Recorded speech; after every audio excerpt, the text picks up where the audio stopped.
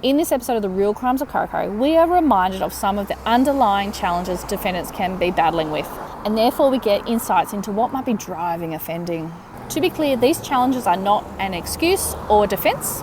So if these challenges are part of the problem, could it be that they are part of the solution? I'm going to be careful, and I'm not going to describe the actual defendant in this case or identify them as not to breach their privacy. It's a common assault case, which on this day had a hearing set over at Cessnock Local Court for later in the year. On this day, the defendant, via their defence solicitor, applied to have their bail conditions varied. So this is where we got to hear personal details and some insights into life's challenges. I'm discussing this case to acknowledge that drugs and alcohol are associated with a lot of offending. To be clear, drugs and alcohol weren't an excuse, rather part of the context around offending. You may know the signs of someone, perhaps with an addiction. Just the way this defendant is moving around the gallery made me think he had something going on. By the way, there's no dramas in the courtroom, everyone was cool. There were two very serious looking sheriffs with all their equipment velcroed to their bulletproof vests who were working this small courtroom.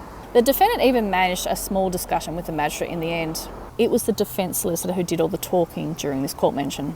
The defendant has managed to get a place in a detox facility and is seeking the bail condition to be varied to allow them to enter treatment.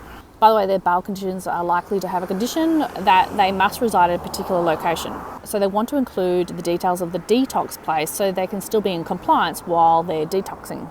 The magistrate agrees to vary the condition and explains the change doesn't change the risk to the community. So the defendant will either be residing in the detox place or at the residence already listed. However, not being at this detox place when you're supposed to be will see a breach of the bail conditions now. In my opinion, the defendant doing detox is got to be in their best interest and the best interest of the community. Because if drugs or alcohol are at the heart of this offending, and if they can detox, I think the risk of reoffending is reduced. By the way, this doesn't get them out of the common assault charge. The hearing will still go ahead.